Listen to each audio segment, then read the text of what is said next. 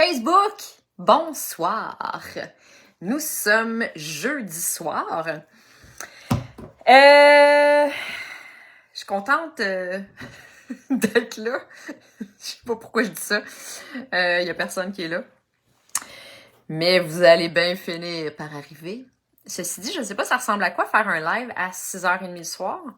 Vous êtes probablement en train de cuisiner ou bien de manger.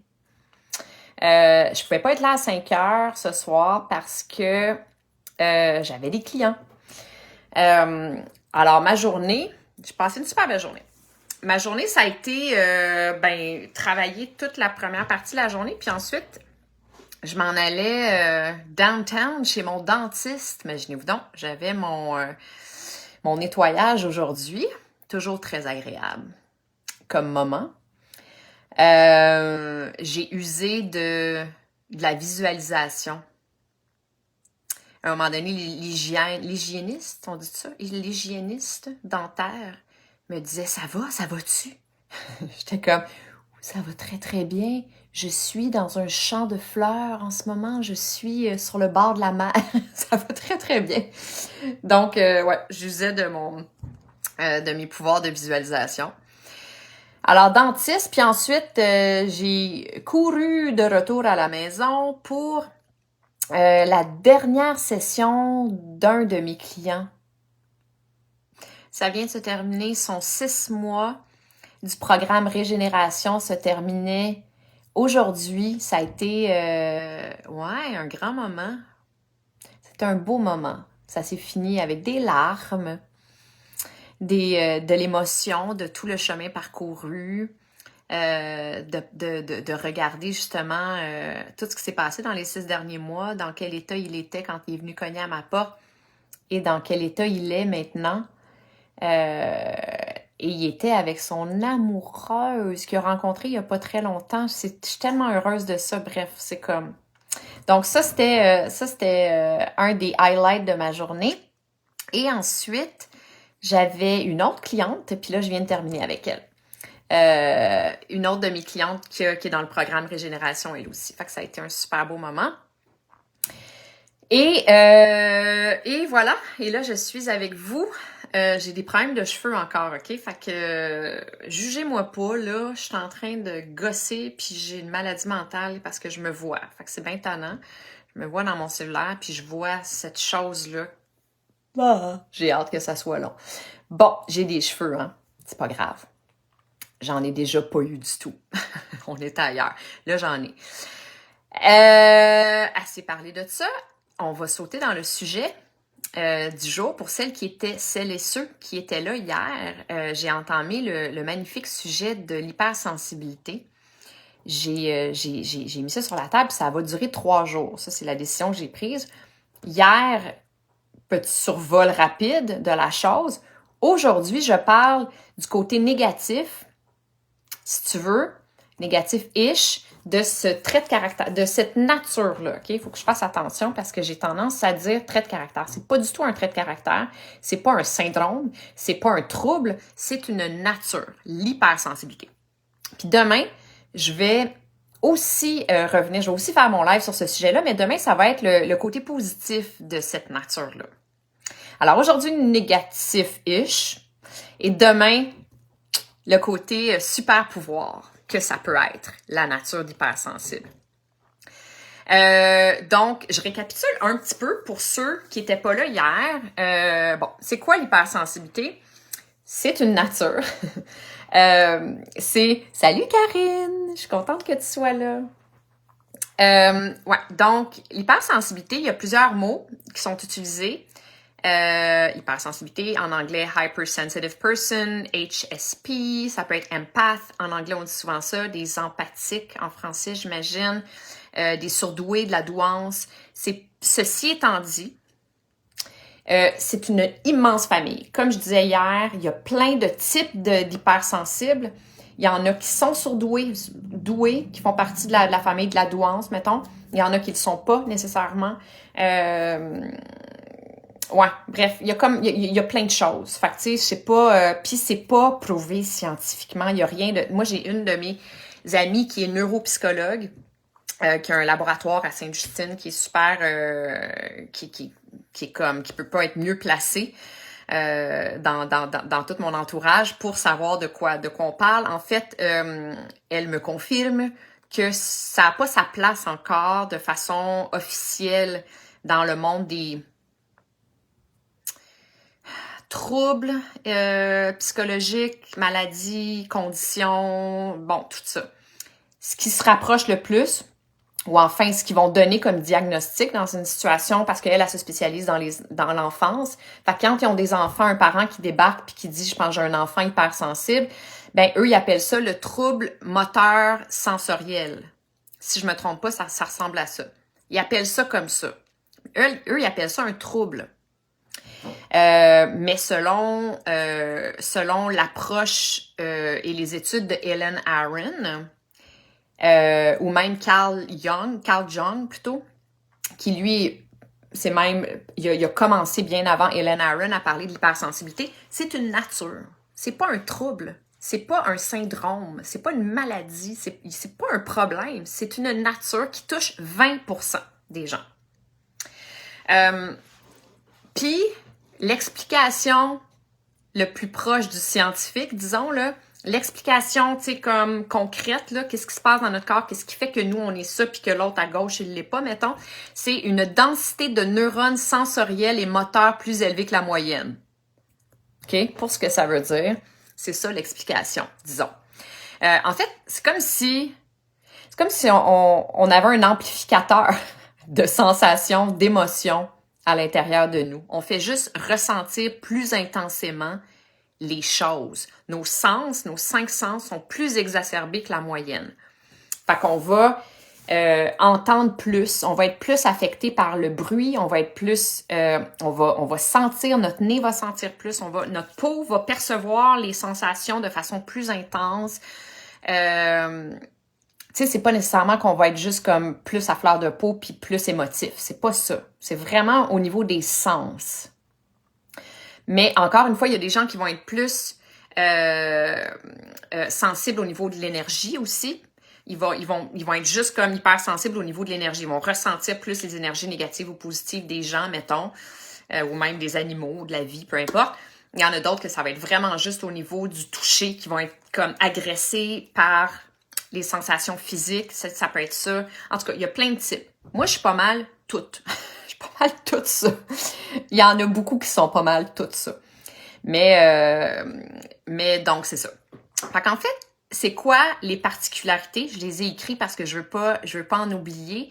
Les particularités communes là, qu'on retrouve souvent chez l'hypersensible, c'est l'hypersensible, il n'y a pas de filtre parce que comme je disais hier, on a de la difficulté à porter un masque. On a vraiment de la difficulté à être autre chose que ce qu'on est. C'est tellement gros, ça prend tellement de place qu'on ressent ce qu'on est à l'intérieur de nous que c'est super difficile de le camoufler. Super difficile de faire comme si ça n'existait pas. Tu sais, je t'ai pas entendu sensation, je t'ai pas... Non, j'ai pas goûté, j'ai pas entendu, j'ai pas... C'est super difficile de faire assemblant. Tu sais, par exemple, moi, tu sais, quand je parlais des sons tantôt, moi, je suis incapable de lire dans un café. Je suis incapable de lire même une phrase quand il y a un autre son autour de moi. C'est impossible. Je suis pas capable. Je suis trop dérangée par... Et que ça va là jusqu'à... Vous me direz que c'est une maladie mentale. Ça sonne de même. C'est juste... c'est comme un symptôme de la chose, de cette nature-là. Je suis dans un café comme complètement une extrémité, puis à l'autre extrémité complètement, il y a un dude qui est en train de boire sa soupe, manger sa soupe, puis il va déglutiner, c'est même qu'on dit ça. Il va faire du bruit en avalant sa soupe. Vous dire ce que ça fait dans mon corps. Mais c'est, en fait, l'impact, mettons que je suis dans une conversation avec quelqu'un, je suis dans une date, mettons, OK? Puis là, j'essaie d'être la Émilie en pleine possession de ses moyens, tout est super cool, puis je suis vraiment comme à 100% dans ce que la personne est en train de me dire. Oublie ça, là, je dérape, je suis en train de fondre à l'intérieur de moi si j'entends quelqu'un avaler sa soupe comme... C'est ça. Je suis pas capable, comme je vous dis, je suis pas capable de lire, je suis pas capable de me concentrer. S'il y a du bruit autour, c'est impossible. Donc, pas de filtre. on va le porter, le masque, on va essayer de le porter, là, mais il va vraiment facilement tomber, le masque, finalement. Parce que c'est trop intense, ça prend trop d'énergie pour nous d'essayer d'être d'autres choses que ce qu'on est. L'autre chose, c'est que les hypersensibles, encore je dis les, là, tu sais, je suis pas en train de... C'est pas une science infuse, il y a rien de coulé dans le béton, et il y a plein de variétés, il y a plein de types d'hypersensibles. Donc, tu sais, hein, on utilise notre jugement dans les informations que je suis en train de vous partager en ce moment. Mais de façon générale, ce qu'on entend souvent, c'est que les hypersensibles, ils n'ont pas de frontières, ils n'ont pas de barrières, ils n'ont pas de protection. Ils se laissent rentrer dedans par les énergies. S'il y a bien un type d'être humain dans la vie qui devrait en avoir une barrière, c'est bien eux. Mais ils n'en ont pas. On se fait rentrer dedans complètement. Mettre le masque vide tellement l'énergie. Exactement. Ouais.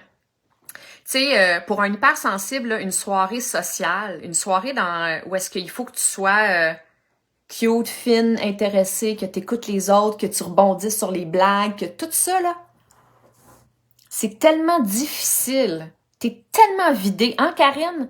Quand tu reviens chez vous, là, après une soirée, tu sais, si c'est tes amis proches, ils vont te prendre tel que t'es. C'est pas ça, mais dans une soirée où tu vas rencontrer des nouvelles personnes, mettons, là, aïe, aïe, c'est ça, là, c'est un sport olympique, sérieusement. Pour un hypersensible, c'est vraiment particulier. Ouais, donc pas de filtre, on a de la misère, on n'a pas de limite, fait qu'on se fait rentrer dedans. Ouais, c'est ça, vide totalement. On se sent responsable. Ça, c'est un autre trait de caractère classique. On se sent responsable de tout le temps. On se sent responsable du bonheur des autres. Oh boy. On se sent responsable du bonheur des malheurs des autres, les gens proches de nous. On a tendance à prendre les choses personnellement aussi. Puis on dirait que notre logique, tu sais, on t'arrête, on n'est pas con, là. On le sait que la vie tourne pas autour de nous, là. Mais on dirait que c'est un réflexe, on dirait que c'est comme intrinsèque. Ça nous rend tellement... C'est comme si on recevait quelqu'un nous poignardait, puis qu'on essayait de se convaincre que c'est pas nous qui est en train de poignarder. Tu comprends? Tu sais, c'est comme... On reçoit l'énergie... En tout cas... On dirait que je le sens en l'expliquant. L'hypersensible aussi, il y a vraiment beaucoup de difficultés à demander de l'aide. Pourquoi? Parce que de façon générale, l'hypersensible, c'est lui qui aide. Nous, on est d'emblée dans les positions d'aide souvent. Hein, Karine? T'en sais quelque chose. On est souvent ceux qui vont aider, qui vont écouter. On va écouter l'autre, on va essayer de l'aider, on va essayer de sauver la planète. Fait que quand nous, on a besoin d'aide, ça va pas de soi. On a vraiment beaucoup de difficultés. On a vraiment beaucoup de difficultés à demander de l'aide, à se mettre dans l'autre position. Comme je disais hier, on est des overthinkers. On pense beaucoup. On est dans notre mental, beaucoup. Il y a tellement d'affaires qui se passent à l'intérieur de nous que notre focus, il se retourne tout le temps vers nous parce que c'est ici qu'il y a le plus d'action. C'est ici qu'il se passe des affaires. Fait qu'on est constamment en train de faire qu'est-ce qui se passe en moi? Qu'est-ce qui est en train de se passer? Fait que donc, c'est ça, on est constamment dans notre tête, puis étant donné qu'on ressent beaucoup, ben on veut comprendre ce qui se passe, on réfléchit, on réagit aux choses qui sont en train de se passer dans notre corps. Puis, ben c'est ça, on pense. On a le hamster, là. C'est un athlète olympique, notre hamster, là. C'est vraiment... c'est ça. Il fait des triathlons over and over. Comme je disais hier aussi, empath, c'est pas pour rien. Ce terme-là, tu me décris à 100%. Hein? Ouais. Je nous décris une grosse gang, en fait, le 20%. Empath, c'est ça, c'est parce qu'on a de l'empathie d'une façon démesurée. C'est-à-dire que, tu sais, ça m'a pris du temps à comprendre vraiment la différence entre compassion et empathie. Moi, j'étais dans l'empathie. J'étais jamais dans la compassion. J'étais dans l'empathie tout le temps. Je mélangeais, en fait, je savais même pas c'était quoi avoir de la compassion, c'est-à-dire, tu sais, vraiment, là, tu sais, dire je suis avec toi, je te supporte dans ce que tu es en train de vivre, je suis désolée que tu es en train de vivre telle chose, mais sans que ça me touche, sans que ça rentre, sans que je ressente, moi, l'émotion de l'autre. C'était tout le temps empathique, c'était tout le temps je le vis avec toi. Moi, c'était ça toute ma vie. Je vis ta souffrance avec toi. Les empathes, on est comme ça. Puis il faut vraiment faire un gros travail pour se protéger de ça parce que c'est notre mode par défaut. C'est comme ça qu'on est d'emblée. Fait qu'on a un travail pour plus être affecté, pour mettre une barrière. Ça, je vais y arriver. Je vais finir le live avec des conseils. On est des people pleasers aussi. C'est-à-dire qu'on veut faire plaisir aux gens. Ça vient, tu me diras, puis c'est pas juste évidemment, c'est pas juste les hypersensibles qui sont comme ça. On est une grosse gang qui sont comme ça, surtout quand on se réfère à, on se base sur l'extérieur pour combler un besoin d'amour à l'intérieur de nous. J'en ai déjà parlé dans l'amour propre. On a un besoin qui se doit d'être comblé, qui est celui de s'aimer. Puis si on le fait pas nous-mêmes, ben on s'en remet entre les mains des choses à l'extérieur de nous. Comme quand on était jeune, c'était nos parents qui comblaient ce besoin-là. Ben on a grandi sans avoir déconstruit ça, sans avoir repris possession de ce besoin-là à combler entre nos mains. On le laisse entre les mains du chum, des amis, du travail, des événements extérieurs, tu sais, bon, tout ça. Fait que donc, fait que c'est ça. Fait que l'hypersensible, il est juste comme peut-être une petite coche de plus que la moyenne des gens à ce niveau-là, c'est-à-dire qu'on a vraiment particulièrement besoin de plaire aux autres. On veut que les gens soient bien aussi, pas juste par rapport à nous, tu sais, on dirait que c'est comme inconsciemment, c'est notre responsabilité que les gens soient bien. Fait qu'il faut toujours s'assurer. Moi, je suis comme toujours, tu sais, je me parle, là, je suis consciente de ça aujourd'hui, mais si j'interviens pas, là, mon mode par défaut, c'est de toujours m'inquiéter que il manque, elle doit avoir soif, elle a pas d'eau. La toune qui est en train de jouer, ils l'aimeront pas, faut que je la change. Oh mon Dieu, la recette est pas assez ajustée, elle plaira pas à tititatata. Tu sais, ça c'est mon mode par défaut. Je suis pas dans moi, je suis pas dans mon expérience en ce moment, je suis pas dans ce que je suis censée vivre en ce moment, je suis dans m'inquiéter que l'autre est pas satisfait. Aliénant, tu dis? OK. Puis, à cause de ça, on devient perfectionniste. On est des perfectionnistes, les hypersensibles, parce qu'on a peur de ne pas être à la hauteur, on a peur de ne pas être aimé. Bon, encore une fois, c'est évidemment que c'est pas juste les hypersensibles qui sont comme ça, mais c'est un trait de caractère qui est vraiment très, très présent chez les hypersensibles. On est perfectionniste et donc, ce qui va nous emmener à procrastiner. On procrastine parce qu'on a peur de ne pas être à la hauteur, de ne pas faire les choses parfaitement à la hauteur de nos standards. Fait que donc, on va étirer la chose parce que c'est ça, on n'est pas... Tu sais, c'est tellement intense. La façon qu'on fait les choses est tellement intense qu'on repousse ça le plus loin possible. Puis ça va emmener au self-sabotage, l'auto-sabotage. Parce que quand c'est pas assez, puis quand on réussit pas à atteindre le standard en question, ben on va s'auto-saboter, on va se traiter comme de la merde, on va se parler comme de la merde, on va se dire qu'on est pas bonne, on est nanani nanana. Puis ça, ben ça emmène à la peur du rejet. Puis là, c'est une loupe, ça revient. Au début là, de tous les symptômes que je viens de vous nommer, c'est quoi qu'il y a? C'est la peur du rejet. Pourquoi la peur du rejet? Parce qu'on a été rejeté. Pourquoi on a été rejeté? Parce que les hypersensibles sont hors normes. Ils sont sensibles, ils réagissent aux choses.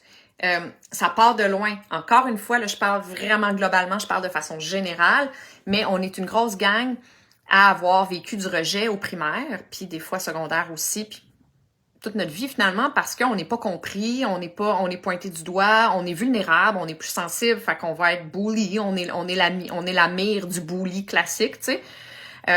Moi, je sais pas, j'ai pas été bully tant que ça, mais j'en ai vécu du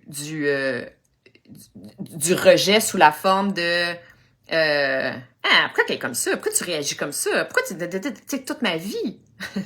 Ben, enfin, surtout au primaire, c'est incroyable, tu sais, comment j'en ai vécu. Fait que, peur du rejet, on se sent...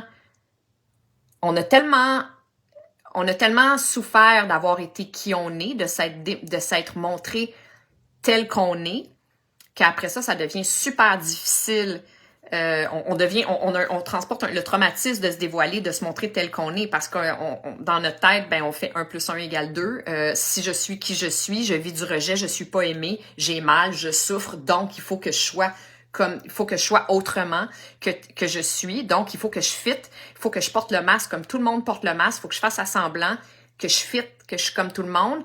Puis là, ben ça fait son temps.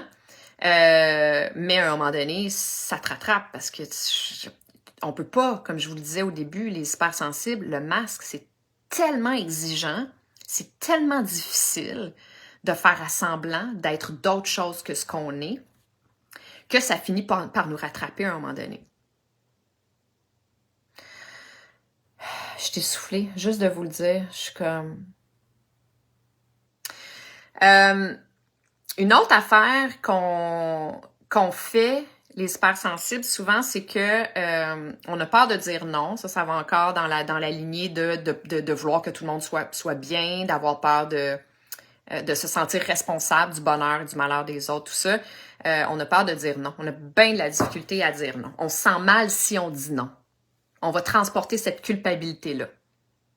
C'est super difficile pour un hypersensible de se prioriser, de se mettre de l'avant, de se choisir, de dire non. Tu sais, moi, là, j'ai admiré ça toute ma vie, voir des gens qui sont confortables, qui incarnent leur non, là, qui sont bien dans leur non, pas pour faire mal à l'autre, parce qu'ils se choisissent. Tu sais, des gens qui vont juste faire « Non, moi, tu vois, ça, c'est ma limite. Moi, j'y vais pas, là. Pourquoi? Parce que ça me fera pas de bien. Moi, je choisis ça. J'ai... à genoux de même, là, toute ma vie, à regarder le monde avec admiration, être capable de faire ça. Je trouvais ça extraordinaire. Je suis capable maintenant. Mais ça a été... La majorité de ma vie, je ne l'étais pas, puis j'admirais les gens qui le faisaient. Il y a 2 fausses croyances que je veux vous partager en lien avec l'hypersensibilité. En fait, des croyances que nous, on peut avoir envers nous, parce que des croyances des autres face à l'hypersensibilité, il y en a plusieurs aussi, mais ça nous sert pas à grand-chose d'aller là. Mais tu sais, ça pourrait ressembler à... Quand on... Pas nécessairement le mot hypersensible, mais le mot douance. En tout cas, ça, je l'ai vu ressortir souvent quand je parle... Parce que dans mes vidéos TikTok, je parle d'hypersensibilité. J'ai déjà nommé le mot douance. Ouais, pas douance, excusez-moi. Empath. J'ai même pas dit le mot douance. Empath.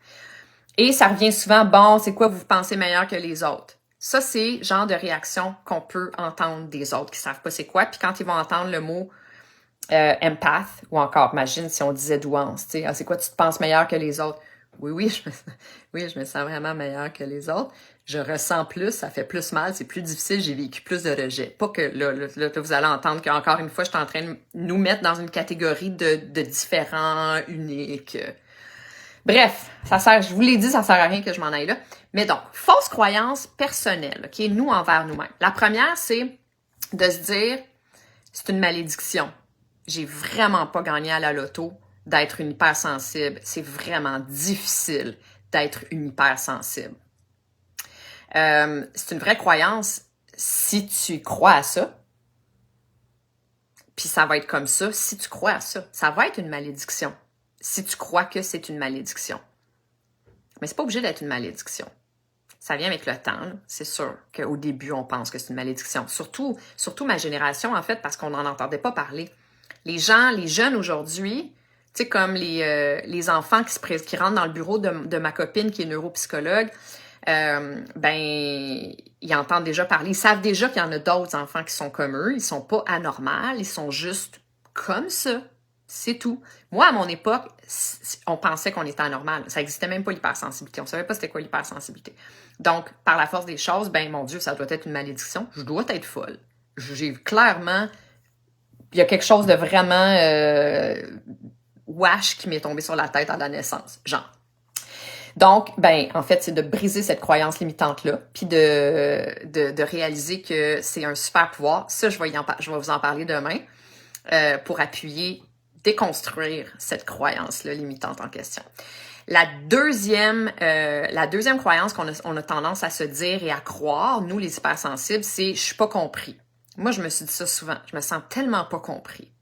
Mais c'est normal qu'on soit pas compris si on se comprend pas nous-mêmes. On est le mode d'emploi. C'est à nous à montrer à l'autre qui on est et comment nous traiter.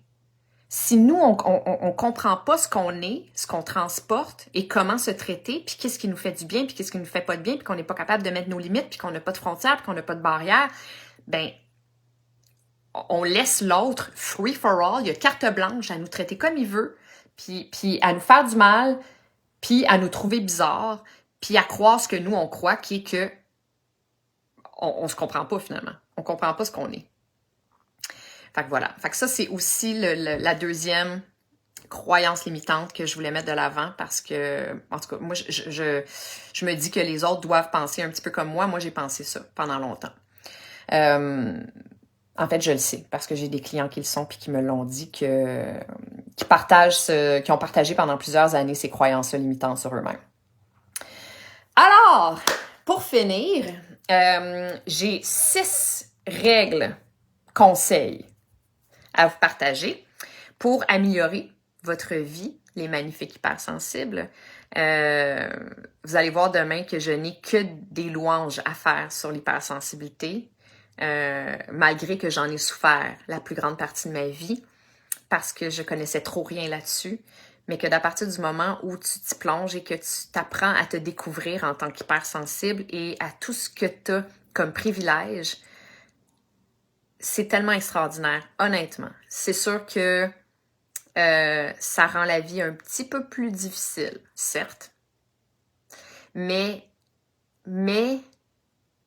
ça peut la rendre tellement plus puissante aussi. C'est un cadeau en bout de ligne, je vous le dis. On en reparle demain.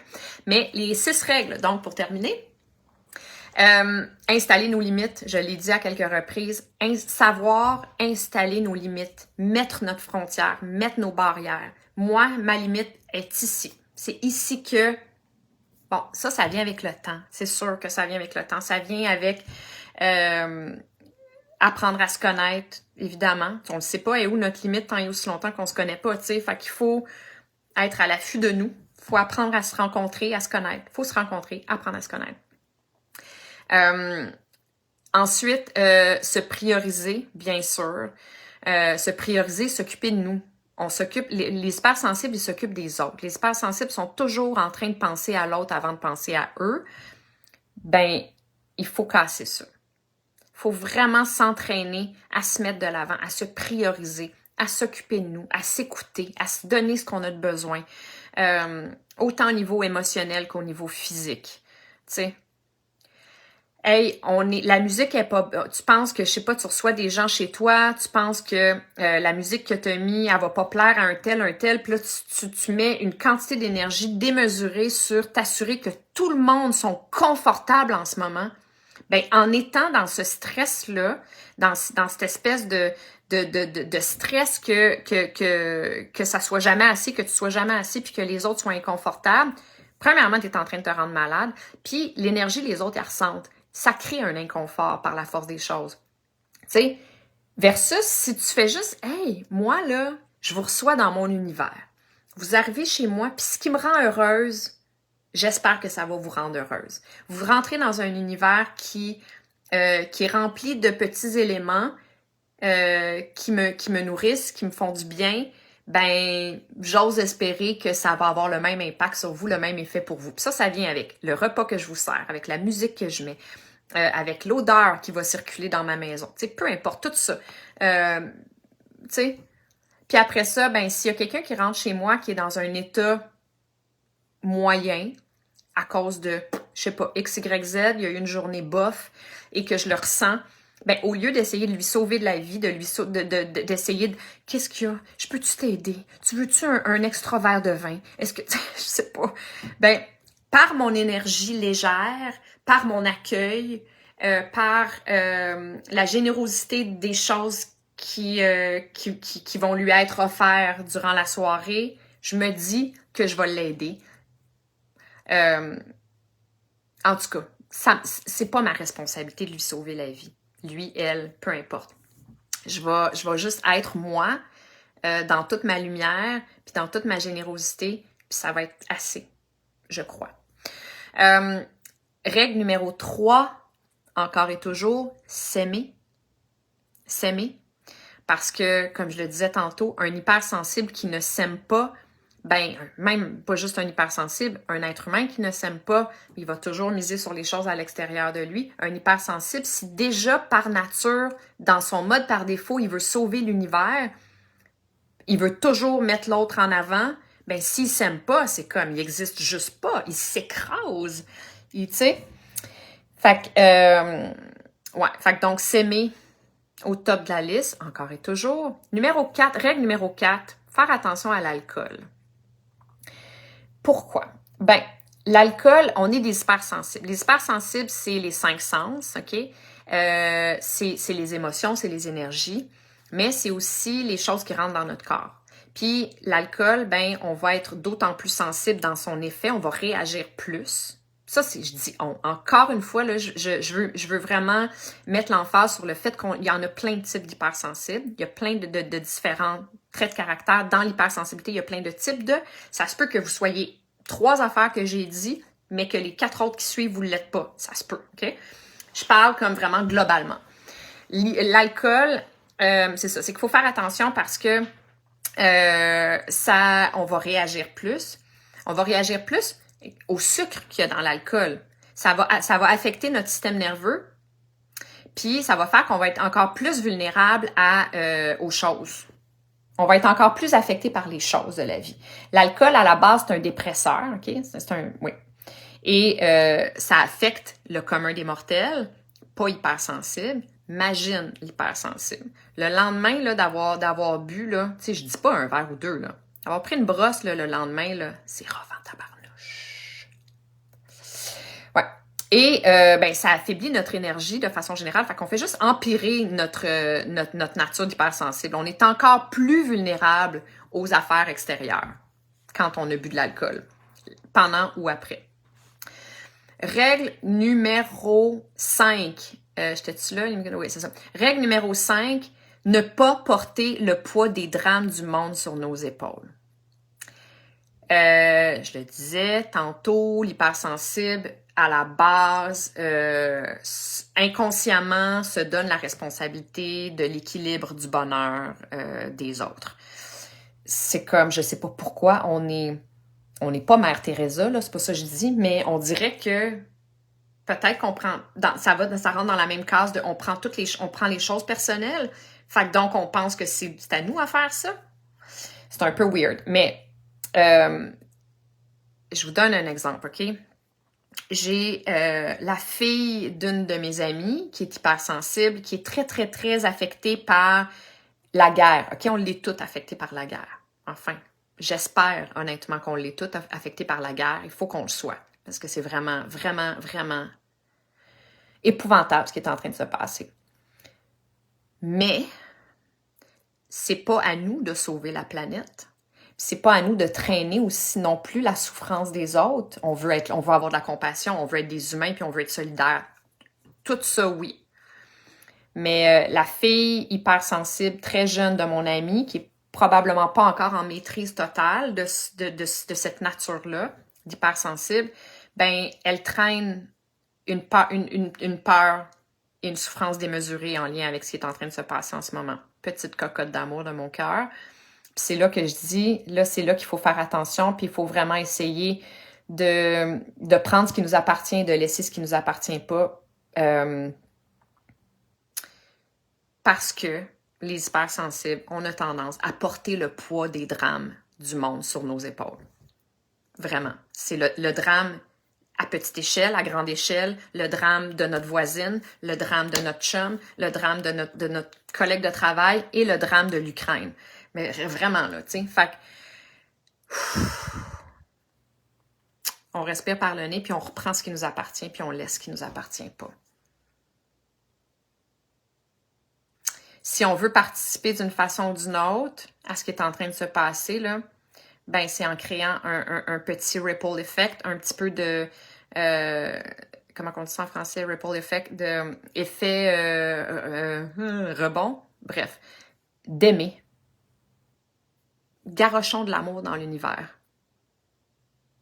Comme dit Louise Latraverse, l'amour crisse.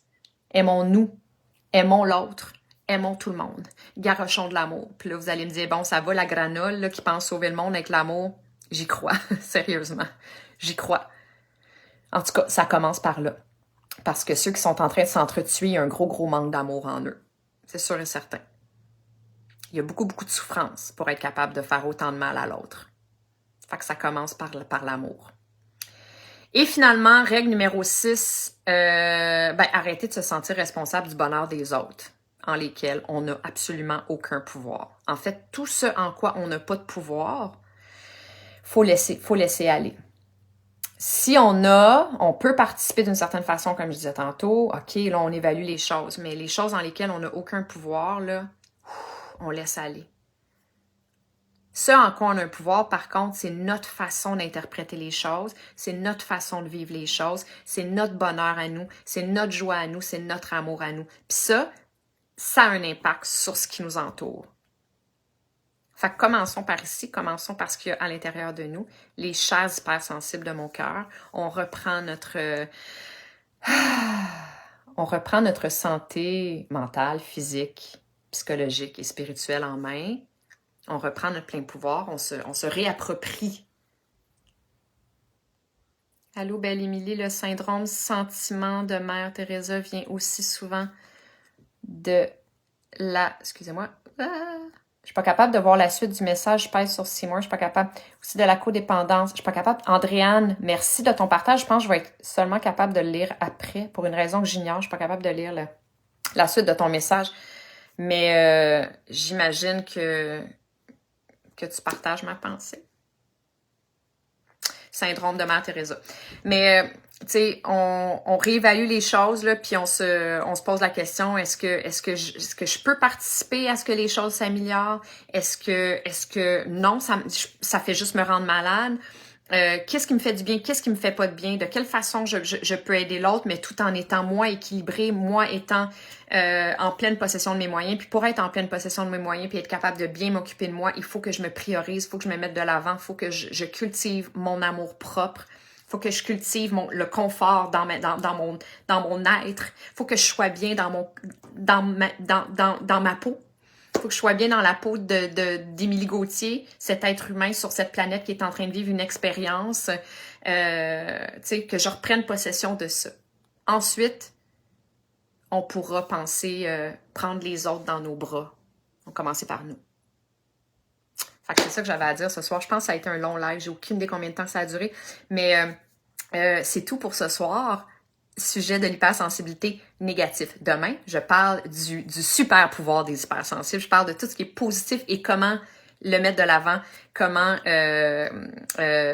mettre ça à profit, comment mettre à profit tous les super pouvoirs de l'hypersensibilité. Je vous embrasse tout le monde. Bonne soirée!